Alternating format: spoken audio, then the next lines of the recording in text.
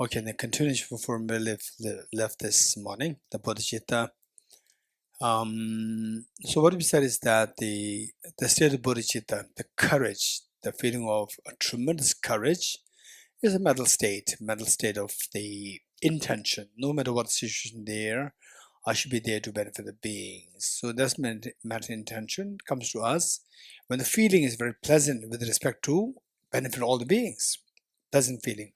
How to create this is by creating the proper discrimination. So the discrimination, which for the ordinary people, the think about something, it makes you loss of hope. Whereas for the bodhisattvas, these discriminations, these situations will give more hope, more power in the mind. So how to make it happen? By changing the discrimination. So how to change the discrimination? All these teachings, for example, what you find here, and the guided Bodhisattva Shantideva spoke guided Bodhisattva's way of life, and the Buddha Shakyamunis, all the teachings like the 100 volumes that you find translated into Japan language, they're all about broadening our discrimination. So in short, the situations which makes us feel that okay, you have to benefit all beings, you have to sacrifice yourself for all beings, and then your mind shrinks. Instead of that, what makes your mind expand, become even more courageous? So that is something that we, and then the point is that we do the the Buddha's teachings. When you talk about the Buddha's teachings and the practice, just forcing ourselves, just blindly forcing us you to do this penance, and so no, this is not the proper approach. We have to know how to do it and how to do it in a say the wise way, which means with the least mental stress. That is dharma. At times, at times, for example, like surgery. For example, someone going through, we have to go through some time surgery, which is not desirable, but then in order to protect you from the say the worst situation. So these things are once in a while, these things are there.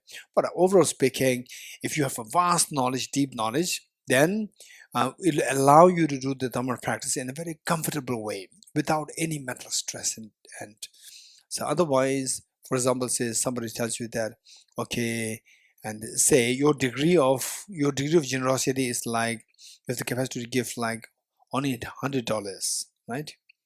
You have that capacity, and then the more than 100, oh no, then you feel some people can give like 1,000, 10,000, whatever, but it depends on the heart. How big is your heart? So if your capacity is just $100, and then somebody tells you that okay, now it's a situation where you have to give like $1,000. No, money shrinks. You're getting it? Money, although you have money, it's not that how much you have money. This is not the point. It's how much heart you have. How rich is your heart, not how rich is your money. Some people they're billionaires, but they don't even dare to spend $10 for other people. Some people they have only like you say $155,000, but then whatever they have, they have a big heart to give everything. So it's about your heart. It's not about how much you have. Some people know he has so much, he should contribute.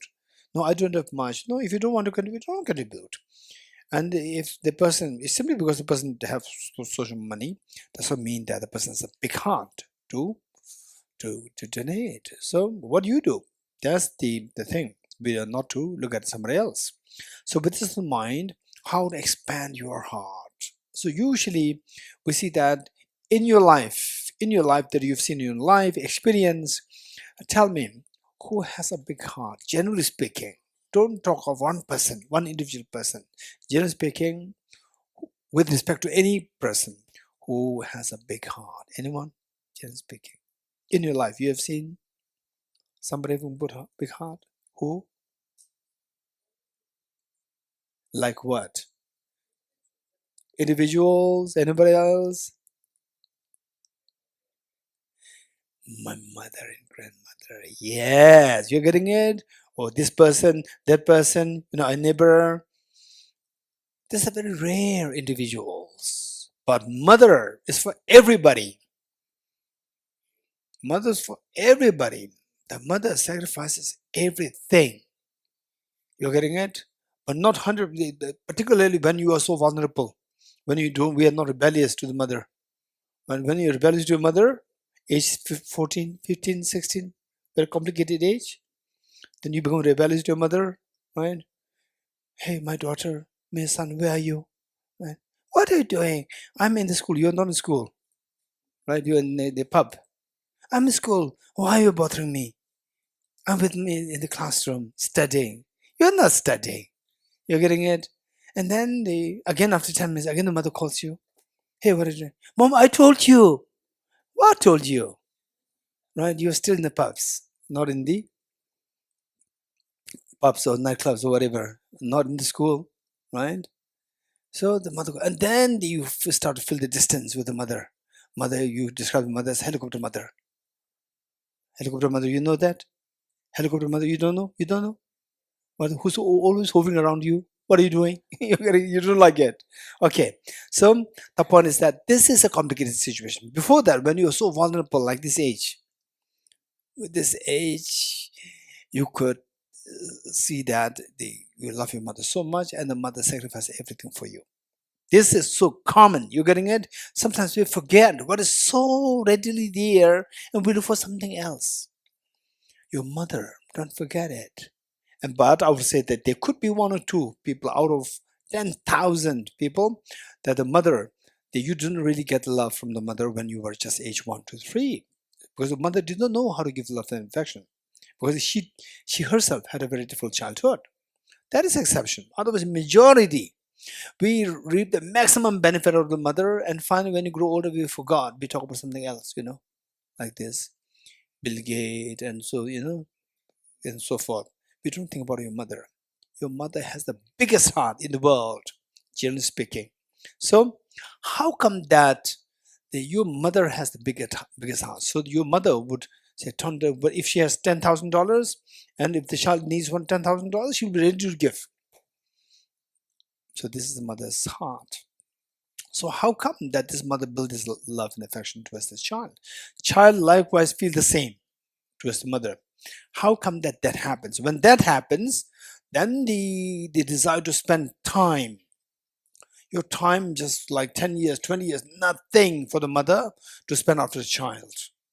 The wealth, whatever she has ready to spend, time, resource, everything after the child is possible because of this love. You agree? Simply because of love. How many agree with me, Sense? Good. Now the question is, can we develop this love towards all the beings? This question. If you can develop this, then the bodhicitta is possible. If not, done. No bodhicitta. So if this is possible, this question. And many of us may jump to the conclusion, no, it is not possible to love everybody. Look at the very difficult, complicated people. No, it's possible. To say it's not possible is easy because you don't think. And then you continue to suffer. Why suffer?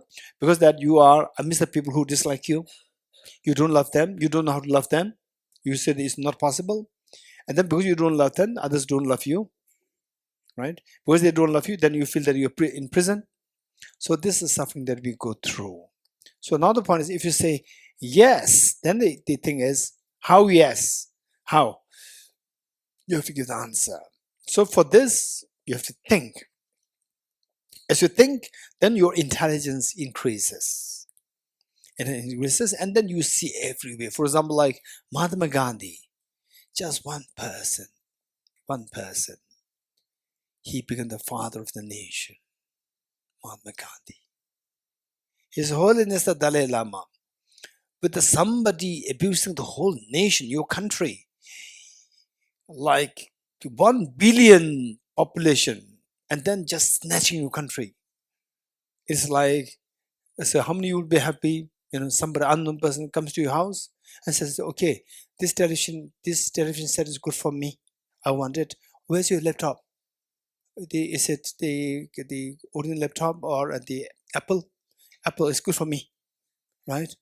And then where's your bank account, right? But this is my bank account. And where's your passport? Tell me, right? This money goes to my bank. I need money. If somebody does like this, what do you think? Ivana, what do you think? Huh? Huh?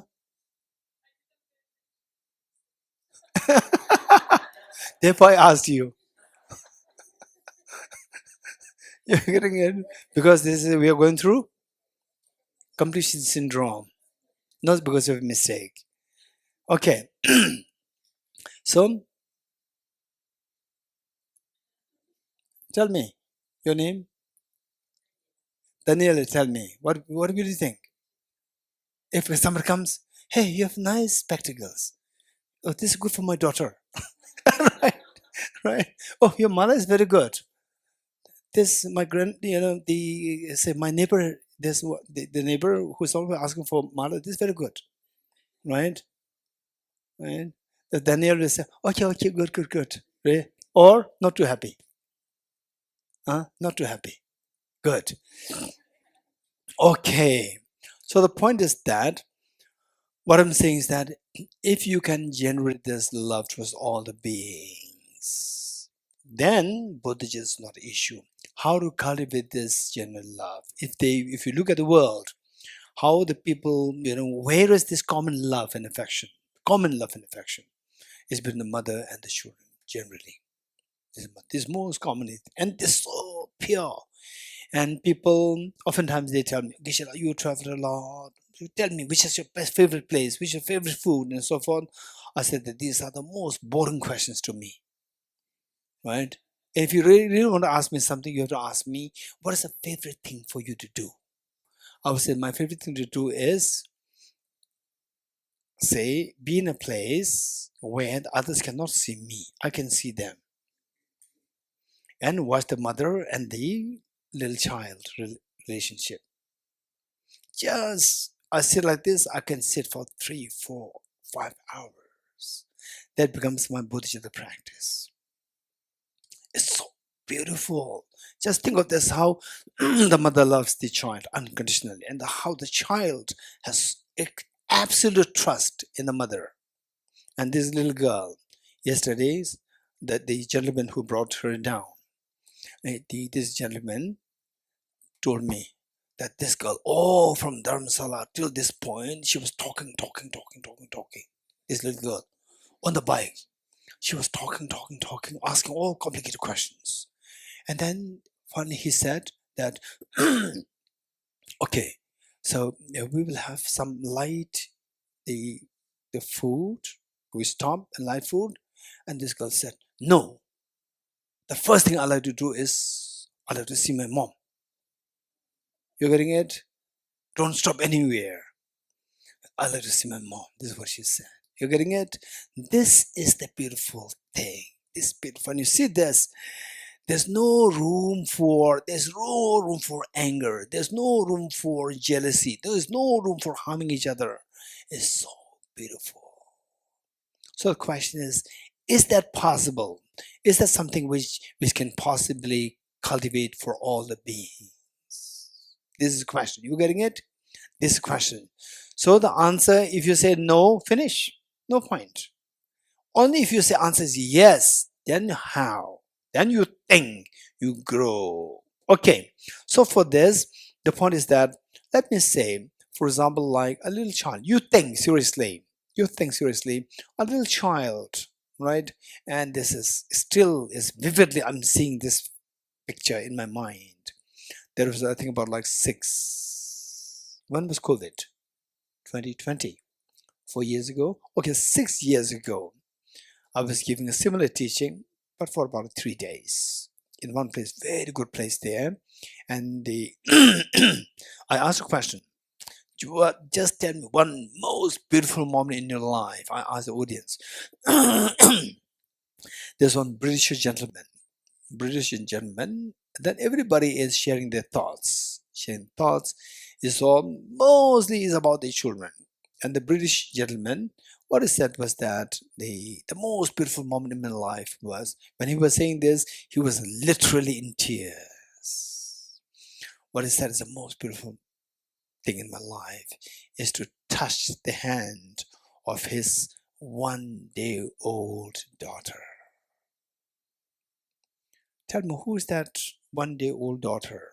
Who is that 1 day old son? Who's that? Each one of us, don't forget it. Each one of us. When we ask you, right, what's your most beautiful moment? You say, oh, meeting with, this person, that person, and so forth. You don't mention about your mother. You forgot this. But your mother, your father, felt pride in your coming into existence on this planet Earth. In this world, he's the one, she's the one who took pride in your coming into existence on this planet Earth. And what have you contributed to the world? Nothing. You just came crying. That's it.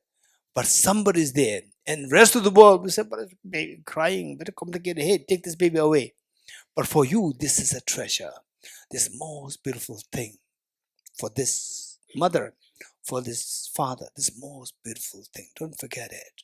And who's that little girl, little boy, who the parents felt proud to have you on the planet Earth, embrace you, smile at you. Don't know what's the meaning of smile, but she smiles at you. She talks to you. You don't know how to talk. What does it mean by the but she talks to you.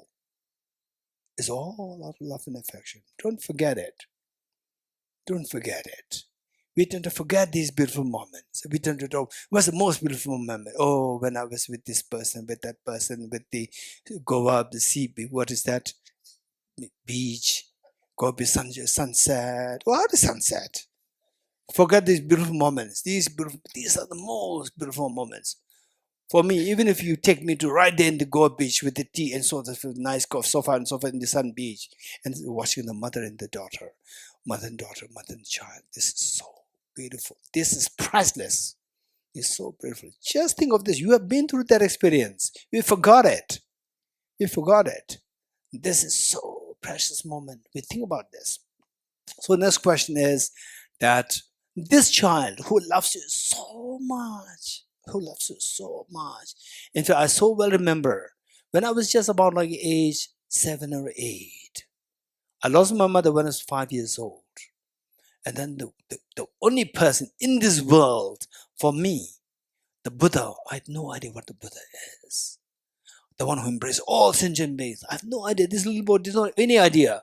But I do know that there's one person on the planet Earth who really loves me. That is my dad. I lost my mother when I was 5. And then I was so worried about my dad all the time that he may leave me also. He may die also. There was a major, major, major problem in this child's mind. Okay, now just imagine this incredibly beautiful feeling that you once had. You once had. So oftentimes you forget, particularly when you reach the age 16, 17, 18, then you have your own personal interest, and the mother is so concerned about you that you may go with the wrong person and so forth. And then you feel that mother is so overprotective and so forth. And then the friction is created. You tend to forget the enormous love you felt was the mother. Mother felt was you. What you received from the mother and you gave to the mother. You forgot this. It has not disappeared. It is in the form of a seed. Now it is not on the surface. It's going down, down, down. Because now you are more infatuated with the immediate attractions. You forgot the mother's love because you become independent. So what happened? There was like 20 years ago, I was teaching students from America here in Dharamsala. They came for the study abroad program. One semester they were doing in Dharamsala. So I was asked to teach philosophy to them, and I was teaching all these things. And after completion of the course, the semester, all the students, they were going back. And they were coming to see me, to say bye-bye, one by one. And we built a very close friendship. And these young boys and girls, they come. And then a boy came and told me that, okay, now no, they would call me Genla. We're all leaving now. And then I said, yes. And then they said that, but there's one girl who is leaving 1 week ahead of time. And I said, why? And he said that because her mother is having a terminal illness, cancer. So but she and her mother, the relationship is not good. Okay. And the next day, the girl came to say, I'm leaving. I have to leave 1 week in advance. And I said, okay. And she said, okay, look, this is our attitude. Majority of the people today, particularly with the modern education, this is our problem. She said, but I don't want to go. I said, why? And she said that because me and my mom, we don't go along well. I said, why? And of course, she said that my mom they suffer from terminal illness, cancer. And then they have to go, but I don't want to go. Then I told her that I don't know your mom. I know you the last 3 months. You did whole 3 month, 1 semester with me. I don't know your mom. I know you so well. Looking at you, observing you the last 3 months, from there I could see that your mom did her job and you failed to do the job. The fact that you are such a healthy young girl, educated, healthy young girl, is a proof that your mom has already done her duty. You have received the maximum love and affection when you needed her love and affection. When you needed that, when you were vulnerable, when you were age 1, 2, 3, 4, 5, 6, 7, 8, 9, 10. Nobody's there to take care of you, but your mom, your dad, they were there, particularly your mom there. She did her job. Now she is suffering the terminal illness, cancer. And then if there is friction between the mother and the daughter, it's a problem with the daughter, not the mother. Because you are yet to do your job. You are yet to do your duty to repay the kindness of mother. You failed to do that. She did her job. Now if there's a problem, it's your problem, not your mom's problem. I don't know mom. I know you well. And you have learned about the bodhicitta. You have learned emptiness, all so forth. Your mother never learned about the bodhicitta. But your mother did her job, did her duty. You are yet to do your duty. Then she started to cry. She said, now I realize. Now I realize it's my mistake. Then she said, but even if I go, even if I ignore, even if I know this is my mistake, but my mom will not accept me. I said, don't worry. If you are changed, things will fall in place. You should be changed. Your mind is changed. Now you realize your mistake. That now you see the enormous kindness, compassion that you receive from a mother. So now, if you are changed, you recognize this. This is very precious. So you do one thing. You don't go in advance. What you do is you send an email to your mom. Don't mention anything about your bad relationship with the mother. Just acknowledge how much love that you have received from the mother and how much you have failed in duty to help the mother. Just mention this. And it took her 3 days to write an email. And she came back. The next day she came after sending email. She came back with so much joy. She said that again, now my mom accepted me. She got a very warm email from the mother as a response to her mail. Then this girl left for USA with so much joy. Every moment, every breath, every step she was taking, there was a joy in looking forward to meeting the mother. Looking forward. And the mother on the other side was eagerly waiting to see the daughter's face. Beautiful. It's beautiful. It's beautiful. Otherwise, then the daughter was going there. Every moment closer to USA, her mind will be in tension, stress, anger, and angst. And the mother, knowing that the daughter is now coming again, she will put this face, that face, so forth. Mother is more and more stressed. So whatever lifespan that she had would be cut short by another like 1 month, 2 months. Now it's very opposite. Now the mother is waiting for the daughter to see her face, and the daughter is waiting, looking forward to see the mother, to meet the mother. Finally, they met. And then just imagine every moment the mother and daughter, every morning, the daughter is just eagerly waiting to see the mother's face. And the mother is eagerly waiting to see the daughter's face. So beautiful. And then every day, look at how the daughter caresses the mother. Because it's all out of the recognition that you have done so much for me when I needed you. Now I'm doing this for you. Beautiful moment.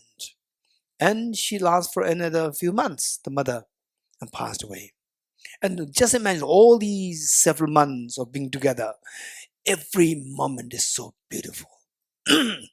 For the daughter just not wanting to leave the house, just embracing the mother, and the mother just so beautiful to see the daughter nearby.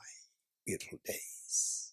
So finally, then all the students, they were supposed to write a dissertation, and she wrote a dissertation and she sent it to me. And the dissertation, the dedication is so beautifully written. So from the dedication, I could see that the mother already passed away. And then what she wrote was that in the dedication, it was like she was speaking to the mother. She said that, my mom, this dissertation is dedicated to my mother. And then she wrote like, my mom, I'm dedicating this to you. I'm so fortunate. I'm the most fortunate person in the world to have you as my mom. I'm most fortunate. And how much love that I received from you, there's no comparison. And I love you so much. You love me so much. And I will then say that although you left, but we will never be separated. We'll go together till motherhood. We'll go together. Beautiful, amazing. From this dissertation, just reading the dissertation, I didn't know what was going on with the mother and the daughter in those while when after meeting. But from the dissertation, I was very convinced that every moment the daughter and the mother, they were together, it was a beautiful moment, every day, every morning. The mother was expecting to see the daughter's face, and the daughter was so excited to see the mother once more before she leaves. And so they caressing, eating food together, singing songs, reciting mantras, and the caressing the mother. So beautiful. Even the touch is so beautiful. So the question is that it's so beautiful. These are the things that we all can feel. We all felt, we all experience. The thing is that it should come from which remains so hidden down there, the imprints of the love and affection. And then from there you have to retrieve it gradually, let it come up. Think of it more. Think of it more. Think of it more. How much benefit that. Look at this. The mother and the daughter. Look at this. This is how much I've received love and affection from my mom. Think of this. And then it'll gradually come to the surface. More and more come to the surface. When it comes to the surface, then you see the mom is very beautiful. Earlier, when you see the mom, again she will say something. Again, so like frustration, uneasiness there. Now you say whatever the mother says is so beautiful to hear. And what the sight of the mother is so beautiful to see. Even the smell, even how the mother talks, mother moves, how the mother does, even the food is so delicious, mother's food, mother's recipe. You know why this mother's recipe is so popular? Not that all mothers are good cooks, but the mother's food is the most delicious food for most of the people. Why? Because the mother gave you the food, the first food the mother gave you. And this food, she cooked it. Generally, she cooked it. And this taste, you're used to this taste. You're used to this taste. Anything else besides this is not delicious. You get the impression that the mother is the best of the cook. You're getting it? So one time there was a gentleman. Wow, it was so touching. We were in a retreat, and a retreat in a very different place. The first time having such a retreat in that place. And there was the person who was assigned to help us. Of course, he's paid for that. And then the first evening, when we having the dinner together, then I invited him, come join us for the dinner. And what he said is so beautiful. Let's not forget it. Sometimes we have to learn from other people. We forget the mother's love. We forget the father's love. Sometimes we have to learn from other people. This man, he was already in his late 30s. What he said? He responded. He said, thank you so much. But In the daytime, I don't mind eating food anywhere, but in the evenings, I make sure that my dinner, I have my mother's food. I make sure that I have my mother's food. Look, when he said it, there's so much of reverence, love, and affection, gratitude towards a mother. This is what we have to learn. Let's not forget it. Okay, so the question is to make it real quick. Then the question is, how come that this little child, like this girl, just who said that, no, I don't want to stop for anything. I want to see my mom. So how come this child developed, and you don't think that this child, each one of us, how come that we developed this intense love and affection towards your mom, towards your dad?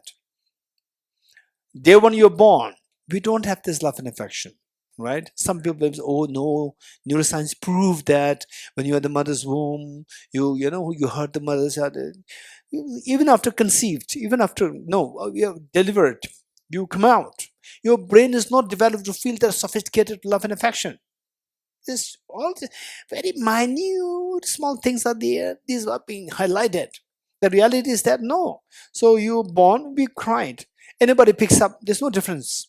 Whether mother picks up or nurse picks up or kidnapper picks you up, no difference. For you, there's no difference. But after 1 year, 2 years, 3 years, then a kidnapper picks up, you'll be very nervous. Mother picks up, there's so much joy. So, in other words, you develop intense love, and particularly the say, how many you when you were age 3, 4, 5, 6, 7, 8, around that age, when you see the prospect of your mother leaving you for 1 or 2 days for whatever official duty, whatever duty, she has to leave you, then you feel so much of pain and you cried. How many of you did that? Raise hands. Yes. Why did you cry, Maho? Why did you cry? I want to stay with my mom. Why? Because I love her so much. You're getting it? Okay, now tell me, how come that you developed intense love within a span of 2, 3 years time from zero to the intense love? How you developed this love and affection? Very quick. Anyone? Anyone? Ivana?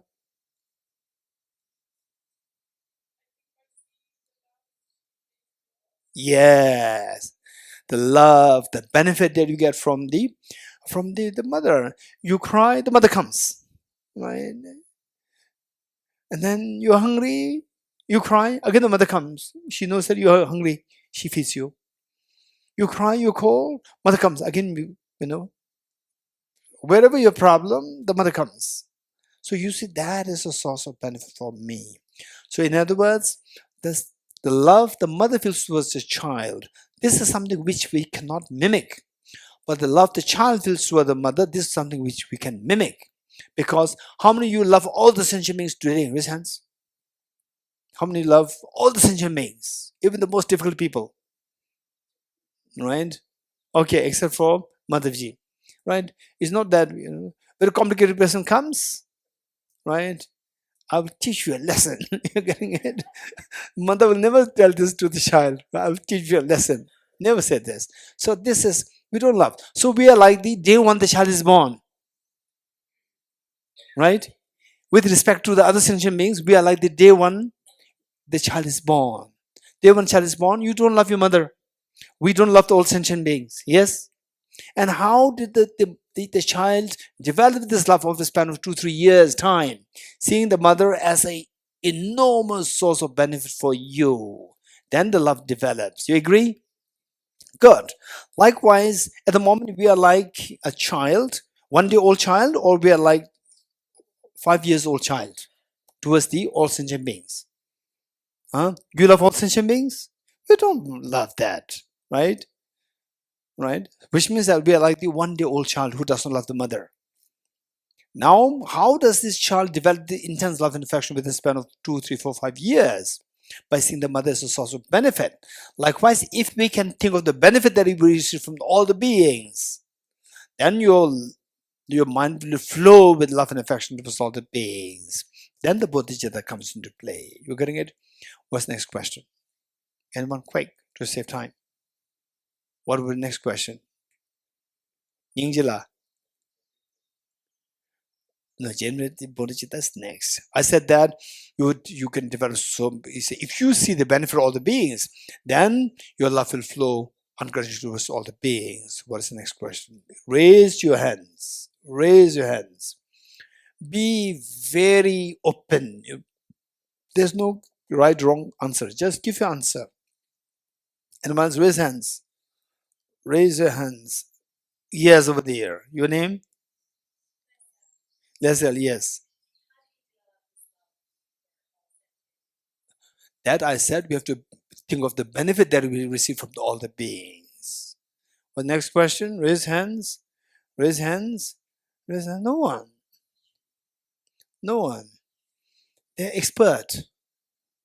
Ashwin, Ningje, the Tenzin Rangchul, Madhavji, they're all expert. Tenzin Joyla, they're all expert. Anyone else? Raise hands. Just think of a question which would naturally come to you. Hey,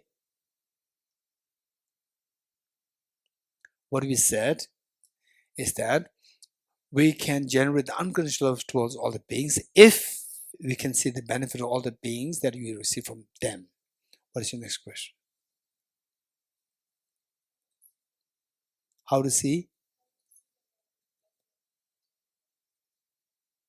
This is what I'm saying. What I said. If we see the benefit from all the beings, then your love towards beings will be automatic.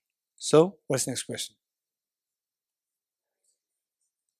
How to see the benefit? This question, you're getting it? How to see what benefit do I get? Or from near and dear ones is fine. What benefit I get from the passerby? The neutral person. Particularly, what benefit they get from the difficult, nasty person, my neighbor? Nasty neighbor? No way. You're getting it? No way. I don't get any benefit from this. He only takes my benefit. Right? Okay. So this is a question. For this, I don't want to spend too much time on this. Let me make it very quick. You're getting it? Just to give you what is that? For a movie, what is that? A trailer. Right? A trailer. Which means that after a trailer, you have to watch the movie. Right? Okay, good.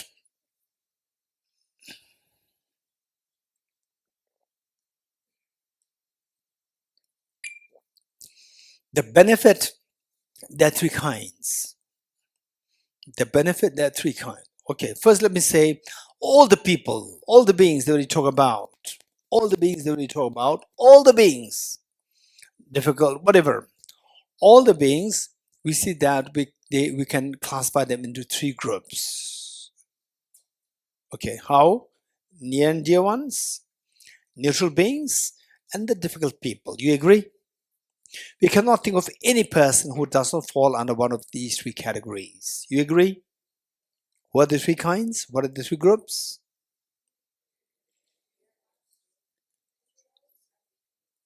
Louder, louder. Near and dear ones, neutral beings, and the difficult people. Three. How many agree with the Maho? Good. Okay. So there are three kinds of beings. Likewise, there are three kinds of benefits. You're getting some clue? Right? Okay. So how he's going to connect the two? Right? Okay. Three kinds of benefits. Three kinds of benefits. Let's say, first, benefit like what? Benefit like, for example, let's say good food, or a ride. If somebody is going to Dharamsala, right, somebody can give me a ride. So the short-term, small-scale benefits, like the food, the chocolate, or scholarship, or the kindness. You're sick, somebody brings you food. They short-term, small-scale benefits. Number one. You agree? Okay. Then we say large-scale short-term benefits. Why short-term? Because that even if you get the food today, It's short term because it lasts only for today, and tomorrow again you become hungry, right? So it is not lasting benefit. It's an immediate temporary benefit, short term benefit, small scale short term benefit. Okay. Then, for example, let's say that how many you came by aeroplane, residents from a country or from wherever? By aeroplane, okay. By car, somewhere. By car, by train, by walking. What, Moha? Maho? You came by aeroplane, car, walking, everything. You did everything. Okay.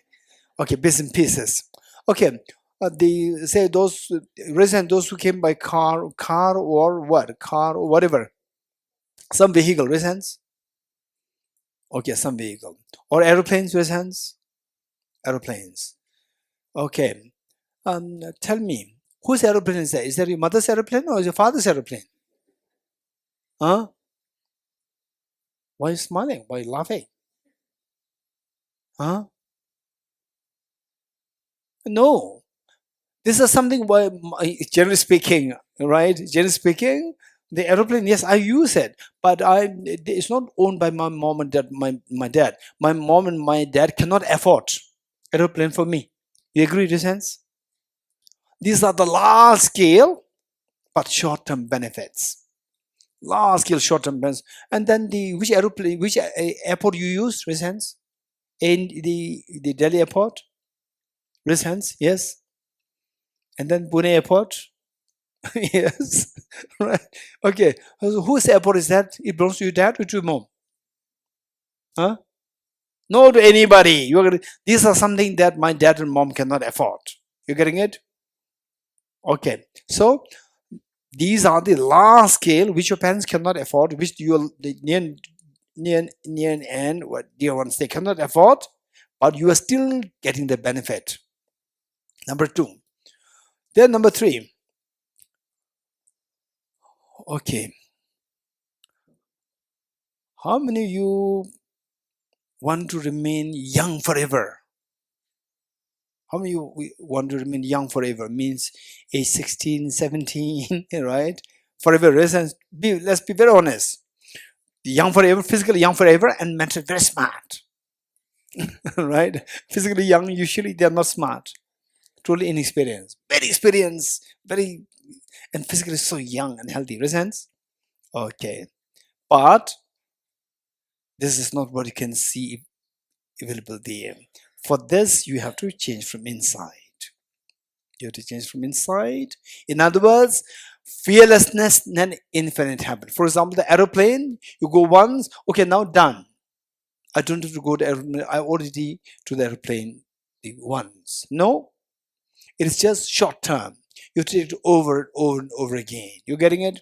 Food over and over and over again. These are known as the short term benefit, but small scale and large scale. Now, long term benefit, right? How many want to stop the tears of samsara? The tears and the fears of samsara. Everybody wants to stop the tears and fears of samsara. But the tears of samsara, if once stopped, is stopped for good, right? You don't have to again do it over and over again. Oh, today I stopped the tears. Again tomorrow, again I have to stop it. No. Once you stop the tears of samsara completely, gone. It's done for good. You don't have to do it. This is known as a long term. And why do we need aeroplane, anyone? To make the travel convenient, right? Travel convenient meaning to make the travel, see, enjoyable or happy or convenient, not difficult. In other words, all these what we see as of facilities, long term, short term, these are all for either to remove your miseries or to expand your happiness. For the small children, you give a chocolate.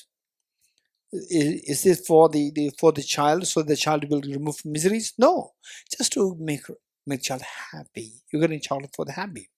Food to remove the hunger, but chocolate not to remove the hunger. Generally speaking, just to make the child happy. So whatever we do, short term, long term, they are either made to happy or to remove miseries. You agree? So, and what is miseries? Removing the miseries and having happiness. You want the short term or the long term, if possible. if possible. Long term, if possible, long term, so that you get the happiness for good. You get rid of the miseries, get rid of miseries for good, fearless for good. So when will that happen? Only when your afflictive obscurations, corner options will be removed. You're getting it? You got it? So what are the three benefits? Short term, small scale short term benefit, large scale short term benefit, and long term benefit, lasting benefit. There are three benefits. Okay. From your parents, what benefit do you get from the parents? Short term, small scale, short term, large scale, or the ultimate benefit? Huh? Tell me. Did you get all three? Did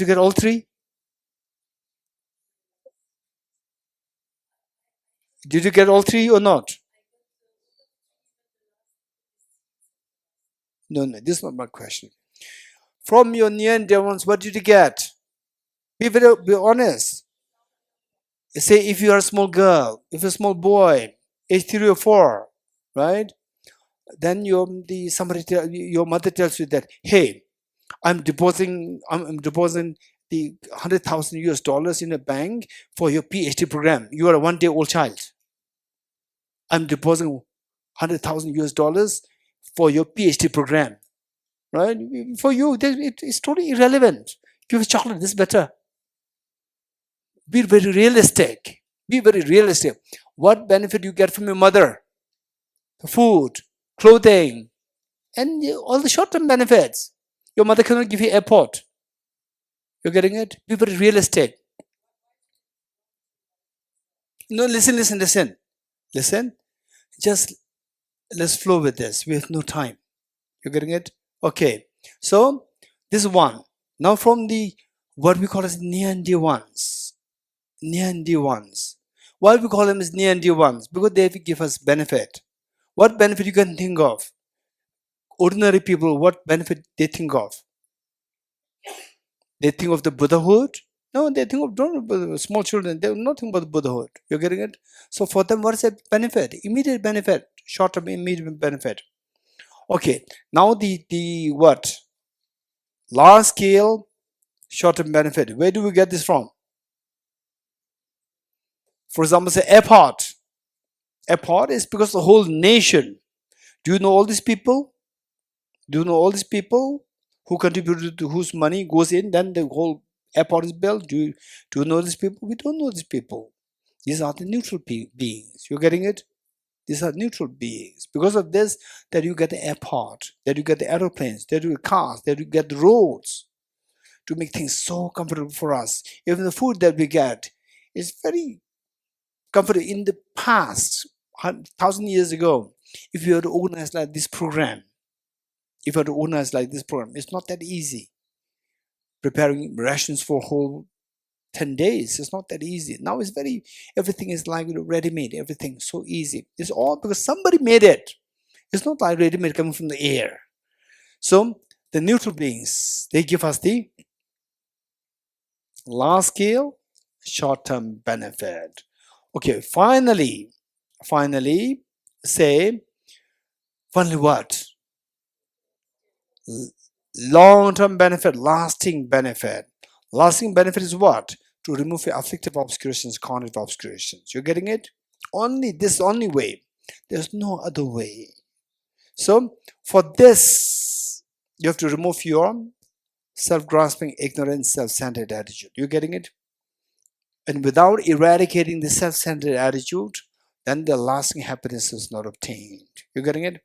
And the self-centered attitude, gross ones easy, and the subtle and subtle ones, self-centered attitude, as they become subtler, first of all, forget about eradicating. Even identifying this subtle self-centered attitude is very difficult. You're getting it? Okay, how many you go for annual checkup, annual medical checkup? Okay, why do you go for annual medical checkup? Is it because you are sick, Subhashi? Then why do you go?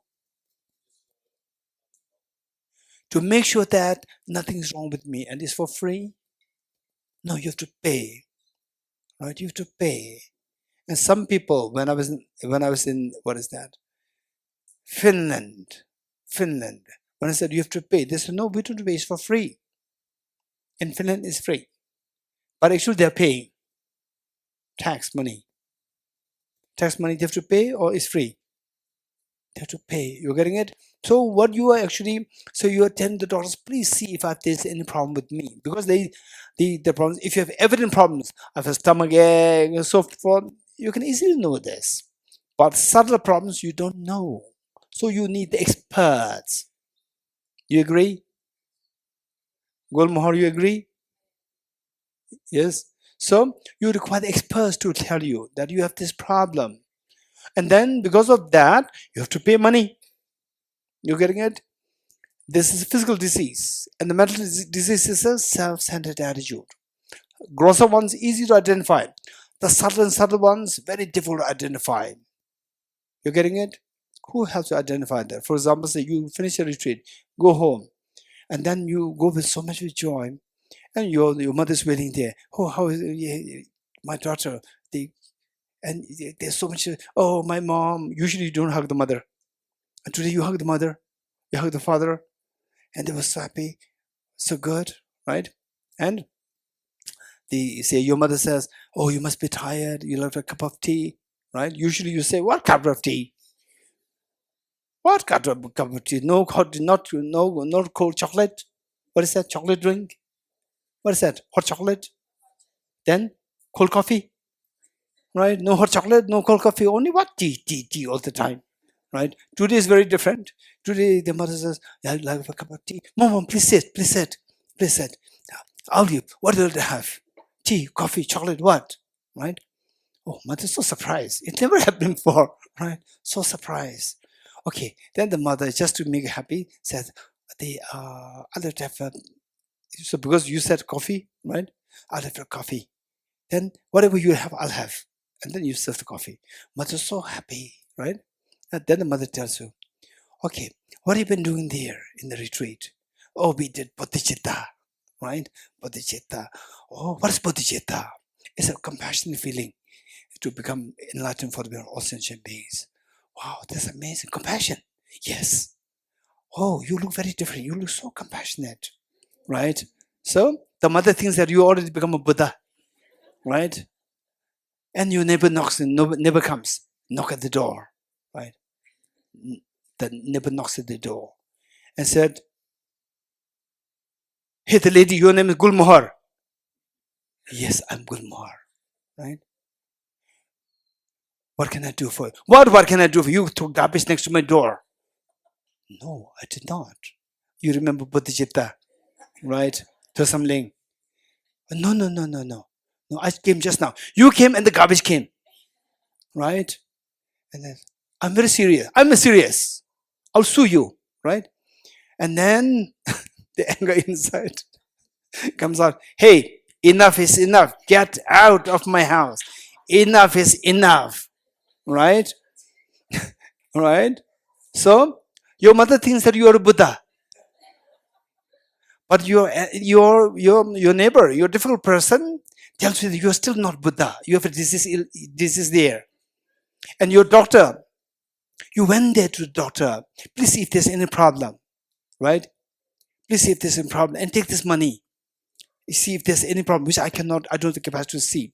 And your enemy, your difficult person, he helps you to identify this subtle disease in you, self-centered attitude. Your mother could not identify this, and that person helps us identify that, and that's for free.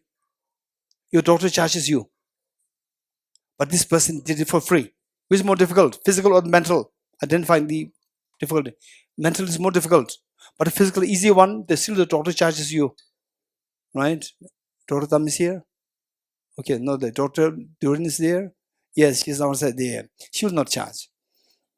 Okay, what I'm saying is that, say, for you to eradicate, for you to attain the lasting happiness, you have to get rid of the afflictive and counter obscurations. For that matter, you have to identify the subtle unless you eradicate the subtle counter afflictive obscurations, you cannot become enlightened. You cannot have the lasting happiness. So, for that matter, those people who help you to identify this subtle diagnose, the subtle self-centered attitude, they are so precious.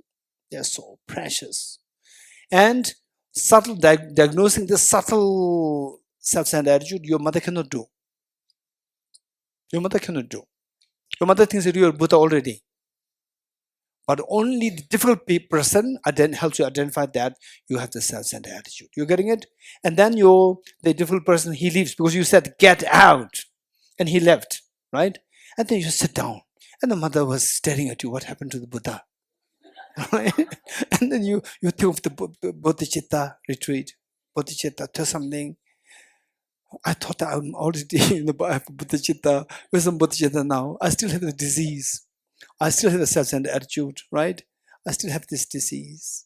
Okay, so only when you identify the self-centered attitude, then you can work to get rid of this. Only by getting rid of, then you become a Buddha. You attain the lasting happiness. Who helped you to get the lasting happiness? Only your difficult person, not your mother. Mother thought that you're a Buddha. You're not a Buddha. You're getting it. Only the difficult person help you to attain the lasting happiness. So, which is more kind? Who's more kind? The one who gives you the small scale short-term benefit, or the lasting benefit? Who's more kind? Lasting benefit, right? That person that give you a bigger benefit. Whosoever gives you the bigger benefit, your mind will flow towards that more strongly. This is the meaning of your mind. Your mind flows with the most love and affection towards the difficult people. You're getting it? More than your near and dear ones, your mind feels love and affection towards the difficult people more intensely. So now you see that you love your near and dear ones as always. Everybody can do that. Now you also love your near and dear, even the ordinary people, neutral beings, because they give you the airport. They give you and the airport to maintain is very difficult. You're getting it? You can use this without having to worry about the maintenance, right? Okay, how many use the aeroplane? All of us. You're getting it? And many people, not many, some people, they have their own private jets, very expensive jets. Imagine every day, almost every year, they have to give millions of dollars to the airport to sustain the maintenance. A huge problem. And we use the aeroplane and leave it there, and then you come. You don't worry about the maintenance. How many are worrying about the maintenance of these aeroplanes? Raise hands. You don't. You just use it and dump it there, and you come. Don't worry about the maintenance. And all these people, so-called rich people, they cannot dump. They have to make sure the aeroplane is okay, right? Okay. Then they leave. Still, they have to worry about aeroplane. Right? I have to pay this much. I have to pay minimum $1 million a year if you have a huge aeroplane, right? So it is like you're richer than that person. That person has to pay millions of dollars. And so we use the same aeroplane, same benefit, without having to worry about the maintenance. Worry free. You're getting it? This is amazing. This is all because of neutral beings. And finally, lasting happiness. Buddhahood, where the Buddha nature becomes manifest completely. You become totally fearless and infinite, all because of difficult people. You're getting it? So now you are left with no enemy. Everybody is your near and dear ones. Near and dear ones means your mind flows freely towards the beings with love and affection. So this is known as unconditional love. You're getting it? With this, then the next is that if this is how I get benefit from all the beings, but when you look at the beings, their situation, they suffer terribly badly. It is like, say, the mother loves the child so much, and child loves the mother so much for the mother giving you love. But when you see the mother suffering, mother in pain, the child is tremendously in pain. You agree? So likewise, when you see that you get so much benefit from all the beings, but when you see that beings are suffering, then you start to feel the pain. So how to solve this pain? See how to benefit the beings. How to benefit the beings? Short term, long term, both. Particularly with focus on long term. How to do that? You have to give the wisdom to them. How to give the wisdom? First, you have to have the wisdom yourself. yourself, and you have to know precisely how to give the wisdom to the beings, precisely how to teach the beings. For that matter, you should become a perfect teacher. What's a perfect teacher? A teacher perfected in three qualities. What are the three qualities?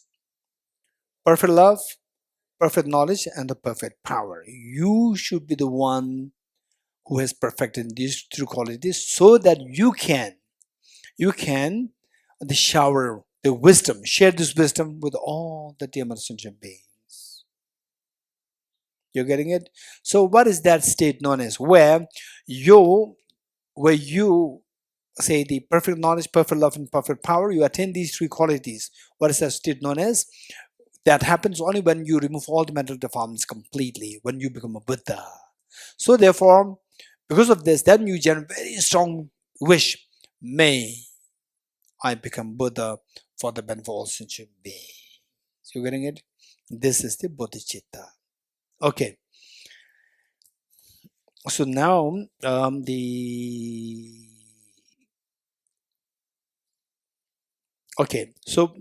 we have two things left now. One is question answers, and the other one is the emptiness of the mind or the pain. So emptiness of the mind, pain. This afternoon we will quickly do this before the song offering. So we have another 20 minutes, right? So we'll quickly do the question answers.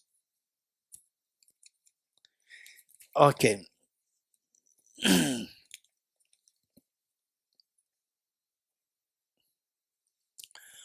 A humble clarification. It takes us 3 days to, what is that? Transference after death. Okay, after death, it takes you not necessarily 3 days, maximum 3 days. How long should we know before? How long should we, what is that? Allow before, okay, cremation. This is quite a complication question. In what the question is that, say, generally speaking, the person after death, what we call as death, the person's mind resides in the body for like 3 days, generally speaking. But there are some traditions where the person dies and cremation happens very quickly, within the same day or the next day. So the question is that is it not harming the dead person's mind? Because the mind is still there. So what should we do? And this is one question. Number two is, should we just let the body decay like this for 3 days, or just engage in organ donation? Right? Is it okay? Not okay? So two questions are there. The first one, and these things I cannot say with the way whatever I like. No, you cannot say any. These are very serious matters. People have to say this only in reliance on very standard sources, not, you say something to make somebody happy. No, I can accumulate so much negative karma because these are very serious matters. So for this, sometimes what happens, this is what the situation that I encountered with. For example, like some families, they have a tradition where you cremate the body right away.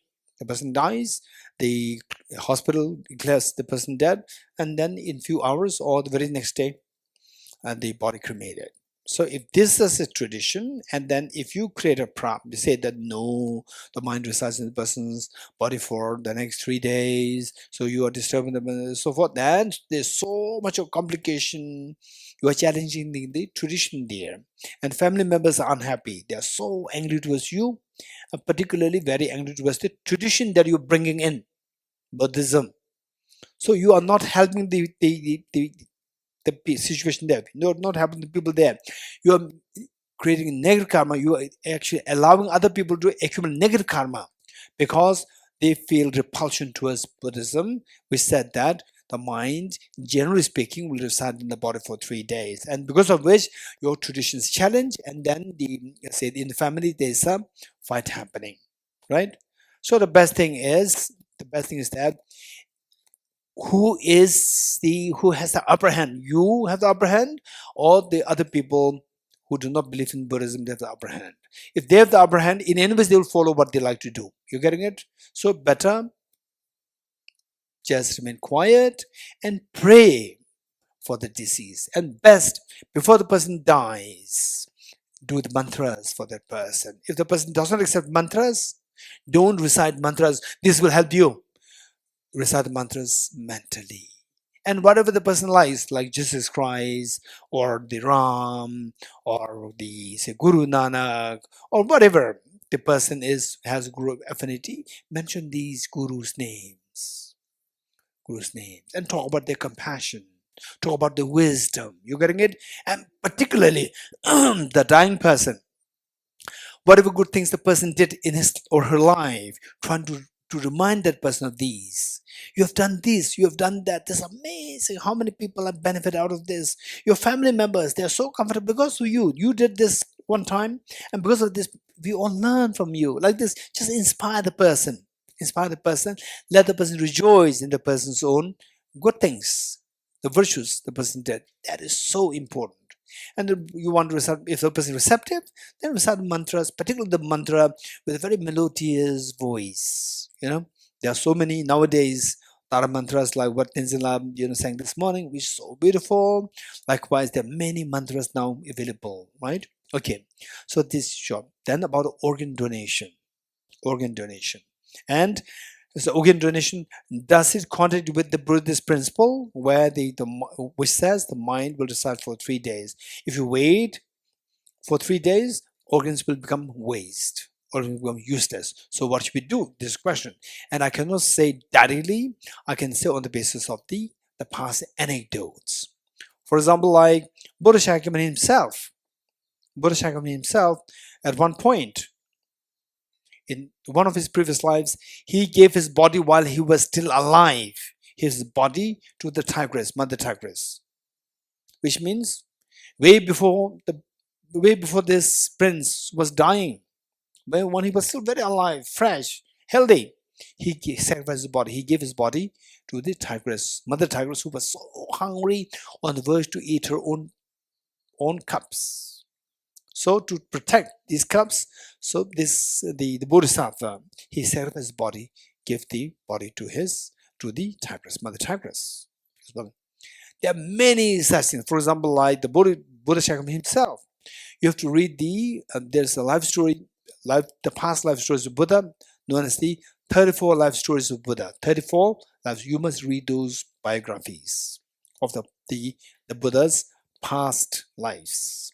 So one of which was that he took birth as a prince, extremely compassionate prince.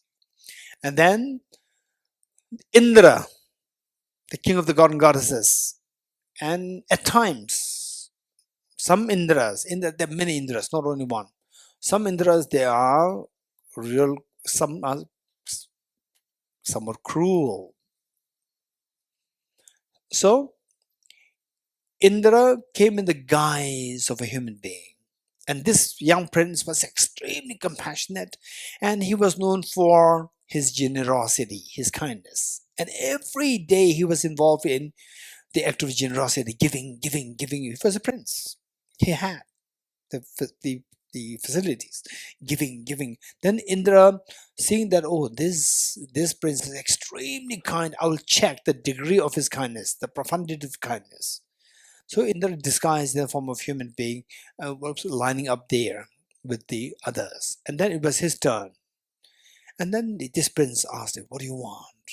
And he said that, I want your eyes. And this prince, without hesitation, he called his ministers to asking them to take out his eyes. He took out his eyes. He gave it to this man who was actually is actually Indra, in the guise of human being. Okay. And then so now without eyes, he could not help himself. So the ministers, they were every day taking him out, and then in the evening he's taken inside like this. And still he had no remorse that, why did I do this? This is so foolish on my part. No remorse over the having generosity. No remorse. And one day, as a blind, they say, Indra came, Indra's own form. Indra came. Then he could feel, the Bodhisattva could feel, like for even if you close the eyes, even if you close the eyes, it's still that you can, when it's very bright light, you could feel that. Yes, you remember, you know that? Okay. So like this, he could feel that somebody has came, and he did not pay any attention. Then Indra spoke. Then he said that, I'm Indra, the king of God and goddesses. Then he said, okay, what can I do for you? Then Indra said that, I am the one who requested for your eyes. And now, all these many years, you do not express any remorse. I'm really impressed by your, say, the sense of generosity. It's a pure generosity. So, what can I do for you? Indra said. Meaning that usually people in those days, they were actually praying to Indra, please, may I have the vision of you and you can give me the boost. What do you call that? Boon, boon, boon. Give me the boon, like some miracle power. So Indra said that you can ask for any boon from me. And what did this Bodhisattva said? Bodhisattva said, the only thing that I like to ask you is just leave me alone. He did not ask for boon. And Indra was so shocked. People pray to meet with me. After meeting with me, then they sit for years and years in the Himalaya without clothes, no food, nothing, meditate so that they can see me. After seeing me, then they request for the boons. And you are not, I came here for you. And I'm asking you to ask for boon from me. And you ask me to leave. Why? Then the Bodhisattva said that, my aspiration is to become Buddha, not to get a boon from you. So this act of generosity, giving you my eyes, is not because that for me to be happy. It's for me that serve as a cause for me to become a Buddha. If I see you, there's a tendency that I may forget the Buddhahood, I may go for your wonder, the light, the elegance and so forth. You are a distraction for me. Get away from my way. I'm only looking for the Buddhahood. And then Indra was so amazed. Indra said, how can you prove that what you're saying is very true? I cannot believe it. And the Bodhisattva said that, if what I said is true, let my eyes recover right now. Instantly, the eyes were recovered. You're getting it? These are the Bodhisattva spirits, Bodhisattva thoughts, Bodhisattva the thinkings. So these are things that we need to read. From reading, your mind will expand. Our mind, your mind, my mind will expand in thinking big, broad, subtle, sophisticated. Okay. So in other words, what I'm saying is that Buddha himself in his past lives, organ donation was already done. So your organ donation, if you ever, don't force anybody, but if you want to do it, think seriously. Think seriously that you don't regret. Without regret, if you're confident you will not have regret, organ donation is an incredibly great charity, amazingly great virtue. Okay, this is done. No, there are many questions. Yes, quick.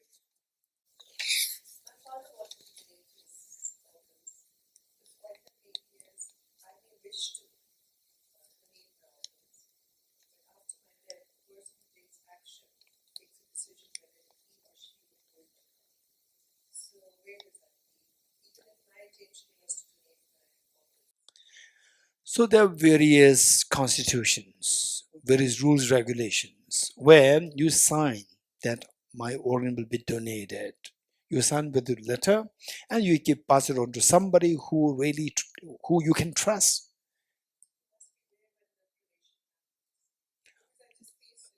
No, that the point I'm saying again, right? Don't expect perfection. So from your side, before you die, make sure that it happens. So how? How? That you should use a common sense. identify somebody, even that person may die before you, right? But at least from your side, try your best. Don't expect perfection. Identify somebody, identify particularly closer towards your death. Identify somebody and tell the person, well, that this is my will. Write it, sign it, give it to the person. If possible, give it. What is that? Affidavit paper. What is that? There's huh? No, there's a court paper. Huh? Affidavit. There's a court paper on that you sign. Signed by the lawyer. These things, and give it to somebody who's more powerful, who can be more influential. Who?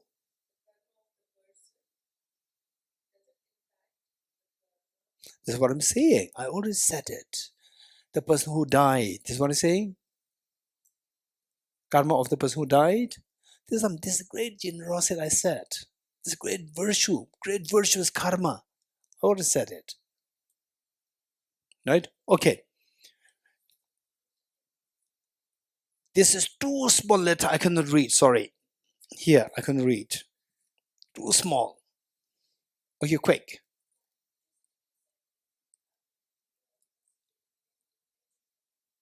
Yeah. This is what I'm saying. Before you, after that, who will have regret? Finish. Who will evaluate whether you regret or not? You're getting it?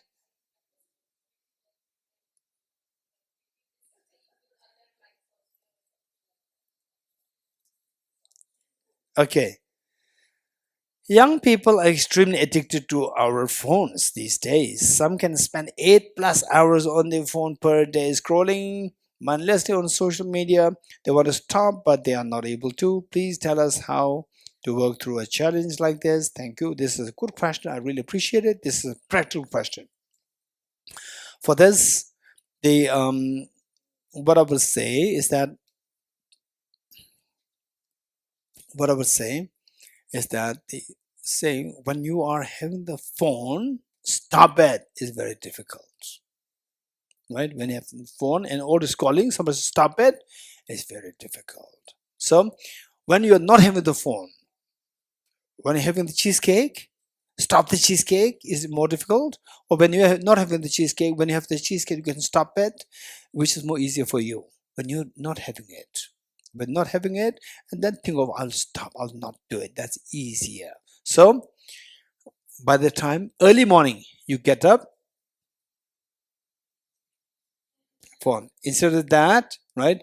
Just there's a time, the last 6 hours, 7 hours, 8 hours, you sleep and your mind is without the gadget. So there's a rest there, there's a flow momentum there.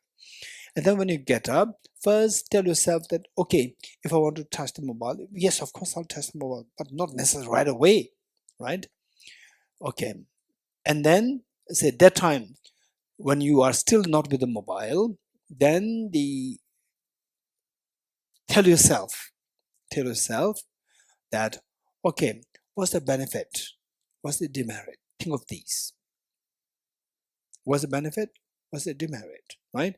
And the benefit is that I can have the WhatsApp messages, some important messages coming to me with the university programs, the many things that come on the say email. So you have to use it. What's the demerit? 8 hours wasted.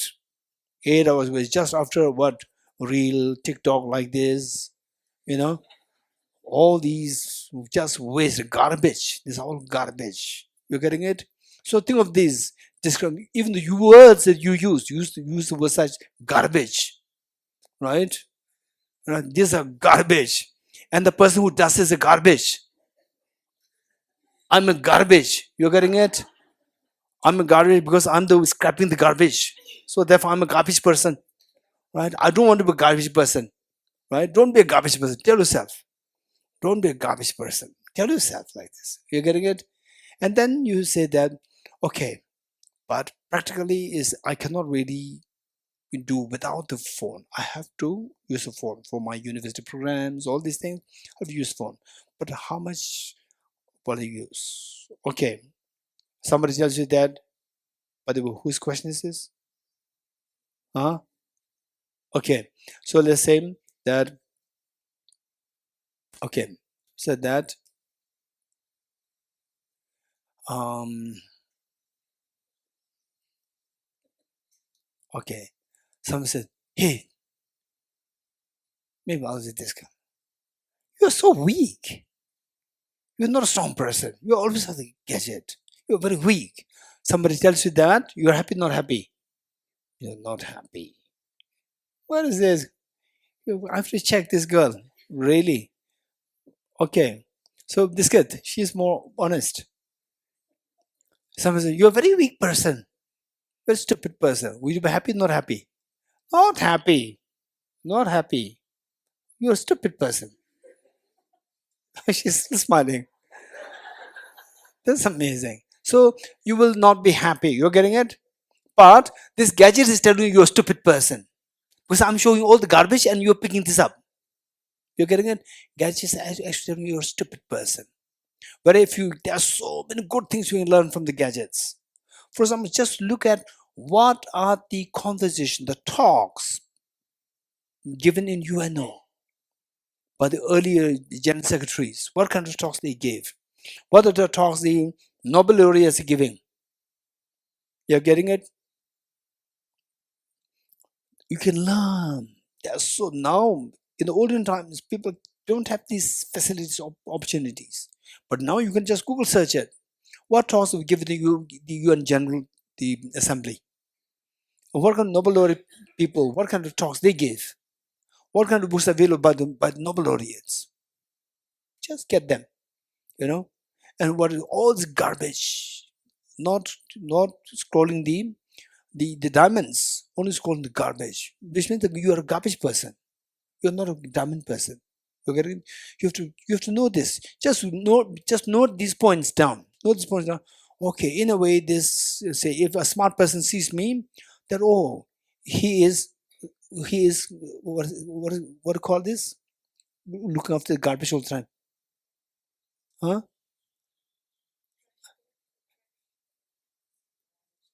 Huh? Huh? Scavengers. Thank you. Thank you. Okay. So you are picking up the garbage. You are a scavenger. You're getting it. So smart person looks at you, observe you. Oh, a scavengers, another scavengers there. Whereas you look at all these, what what talk His Holiness the Dalai Lama gave when he received the Nobel Peace Prize. What talk Albert Einstein gave when he received the Nobel Peace Prize. Who are the Nobel Prize winners in the neuroscience or the physiology now? Just check them. You're getting it? Then people see that this is a diamond collector, not a scavenger. You're getting it? So these are things that we need to think in advance. And then come into yourself. Just try to say, tell yourself that, okay, I will do this. Well, just go through these things, important things, for like 1 hour or half an hour, right? And then they say, if I really feel tired, and then some message from my friends, I'll go through these messages and quickly full stop and see how strong I am. We're getting it? If you succeed, rejoice. If you don't succeed, scold yourself. You're getting it? Okay, this is how we have to practice it. And then gradually also think of, say, okay, the last 1 year, 3 years COVID, right? I was after this. And what did I get out of this? Note them down. What I lost out of this, note them down and calculate the two. This is how the past practitioners did. You're getting it? For some past practitioners, say they used to keep white pebbles and the colored pebbles. White pebbles and the colored pebbles. Why I'm saying not black is there's a reason, right? White pebbles and the non-white pebbles. Then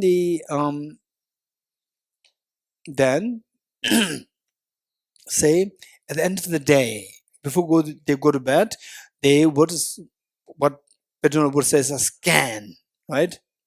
Does just evaluate what you did from the early morning. Since you wake up till now, what virtues you did. Okay, one virtue you did, put a white pebble. Black is a wrong thing that you did, put a non-white pebble. You getting it? So then see which outrides the other. Then you say black one outrides the white. If you don't do this exercise, what the bad things that you did, good things that you did, you just say that okay, I'm done, I'm tired, you sleep. You will not notice how much damage you are receiving out of this. By doing this, then he says that non-white ones are so numerous and white ones so less. Then they regret, oh no, I wasted my day. I wasted my precious human birth, right? I wasted my precious human birth. So tomorrow I'll make sure that the white pebbles are more than the non-white pebbles. And tomorrow be mindful what the bad things that I do. I should never do. No, I should not tell people that I'm weak, I'm strong. I have to prove that I'm strong, right? I should not be vulnerable to the gadgets. Again, you do this. And then see gradually these masters, they see that white and the not white pebbles, the number is like same. Or still is same. Why same? Why not the white more? Right? Again, practice more, practice more. Then gradually the white outnumbers the not white ones. You're getting it? This is how they practice. This is what we can do. Right? Okay. And I'll also share with you my teacher's the practice, how he succeeded. My teacher, these are big the inspirations for us. And let us not be naive. Everything is nice like this, we will never grow. So we really should be very realistic. Bad is bad, good is good. Seeing the bad is bad, don't be judgmental. After knowing the bad is bad, I should not do that. And see how I can help this person to get out of this bad habit. Don't say the good, everything's good, Don't be naive. Okay. So my teacher, when he was very young, he must be in his late 20s, as a hermit. And then Dharamsala, Abde Dharamsala, above TCV school. How many been to TCV school? TCV school? Yes, this girl and me, we are schoolmate. Right? Okay. So that school above in the hill, there was a group of hermits. My teacher was very less number of hermits. It's not like today. In those days, extremely serene because the number of hermits is so less. And place you can see very natural. Now it's not so natural. So many buildings up. And then my teacher shared this later on with me. He was in his 20s, late 20s. Then from the hermitage, he had to climb down and very steep with the jerrycan. How many of you know jerrycan? Jerrycan, how many of you know that? Okay, Dawa, tell me, what is jerrycan? Yes, louder. A container which we use to carry water. Actually, it is intended for kerosene and so forth, and later ordinary people we use for carrying water. It's a very what is that strong, the metallic container. So is it for what is the volume capacity? Like 20 liters, almost 20 liters, not 50. Which means she did not carry the jerrycan herself. She saw her father carrying it. Right? Yes? You have not carried it. Because of this, she's at 50. It's not 50, 20, maximum 20. Okay. 20 liters is huge. It's a lot. It's very heavy. And the path is very steep. Right? And the teacher would carry the jerrycan down. All the water he had to drinking, eating, taking shower, cooking food, everything, the water he had to get from the base to the top of the mountain on his back. And the mountain is very steep. You can fall, finish. Okay, so every day like this, up, down. And the lucky that school at the top, there's a boys' hostel. And the school so kindly created one tab for the hermits there. But still they have to come down, climb up. And my teacher would come down.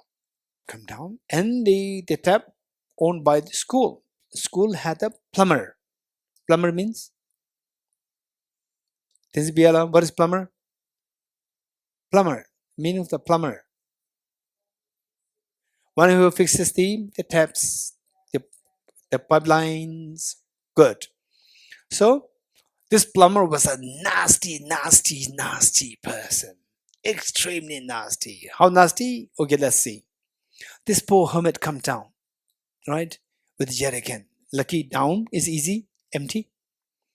And then and putting the water, tap on and water, all composite things impermanent because hermit, right? All composite things impermanent. Look at these flower, these trees, they're impermanent. All contaminant things of nature. This young boy singing like this, and the plumber comes, right? Plumber comes. Hey, what are you doing? I'm getting water, sir. What water? You broke this tap yesterday. No, I do not. I do not. You did it. What the hell you are doing? You are the person who was least productive in the community. Because of this, you ran to the Himalaya, onto the hills. You don't have nothing to do. You only know how to extract from the community. You don't know how to contribute to the community. And now you let the tap that we give to you, even that you damage it. No, no, no, I did not do it. Right? And he is also very young. He meaning the hermit is very young. He holds his muscles. Right? Then he said that, okay. Then the anger builds up. Anger builds up. And suddenly, and then they said that, hey, enough is enough. Right? Enough is enough. So other one's also young. You're also very young. Both of the muscles. Enough is enough. Right? Right? And then he closed his jerrycan and carried it up and put it down. Right? Uphill. It's not that easy, Then put it down, and then he sat on the meditation cushion, and then he said, meditation. Hey, his name is the Jambal Tenzin. Hey, Jambal Tenzin, what did you do today? Talking to himself, evaluating what he did, evaluating white pebbles and the non-white pebbles, evaluating. Hey, Jambal Tenzin, what did you do? I went to get water. Yes, I know that. What did you do then? Then I met this plumber. Yes, I know that. What did you do? What was the conversation? Then he was abusing me. Yeah, I know that. So what did you do? So I was being very gentle. So what? Then I lost my temper. Then what did you do? I said, enough is enough. Why did you say this? He was telling himself. Why did you say this? And this plumber, did not claim that he does not claim that he is a practitioner. And you claim that you are a practitioner of bodhicitta, practitioner of patience. Where is your patience? Right? Oh, that's true. That's true. And he does not, he can become angry, he can be very abusive, it's fine. He does not claim that he's a practitioner, but you are claiming to be a practitioner. And you said that I can practice in the community. I want this solitude. And you came out of solitude voluntarily. But look, what you're doing is just nonsense. That's true. Shame on you. Yes, I'm very sorry. So from tomorrow, I'll not do it. Are you sure? Yes. Tomorrow, let him scold me. Let him beat me. Let me kill me. It's fine. I'll not retaliate. Are you sure? Yes. Oh, you good. The next morning, again, jerking down. Again, the man comes. Right? Hey, you are the one who broke the tape yesterday. No, I did not. Right? Yes, you. I saw you. Am I blind? I saw you yesterday. Right? You broke it. Right? Coming up. No. I made the promise. He's not beating me. He's not. I said yesterday, I promise. Even if he beats me, even if he kills me, I'll not take any revenge. Right? So, okay. No, I'm very serious. I'm serious. I'm serious. You are the one who broke it. Right? You like rapid people. People only in the mountain, you sit like rapid like this. Right? No. What? No. You did it. And then gradually comes a, hey, I said yesterday, what did I say? Enough is enough. Get out. Get out, right? Enough is enough, right? Then the other person feels a little scared and then left. And then again jerk it up, jerk him put down, and then he sat down. Hey, Jambal said, what did you do? I went down. Yes, I know. What did you do? Did you meet with the same person? Yes. And what did you do? He was so nasty. Yes, I know he's nasty. He's not claiming himself as a Dhamma practitioner. So what did you say? I said, no, I do not do. I do not do. And then what? I even thought that let him scold me, let him beat me, let me kill me. I'll not retaliate. That's amazing. But what did you do? Then finally, I don't know, something happened. Something happened. Then I said, yesterday I told you enough is enough, right?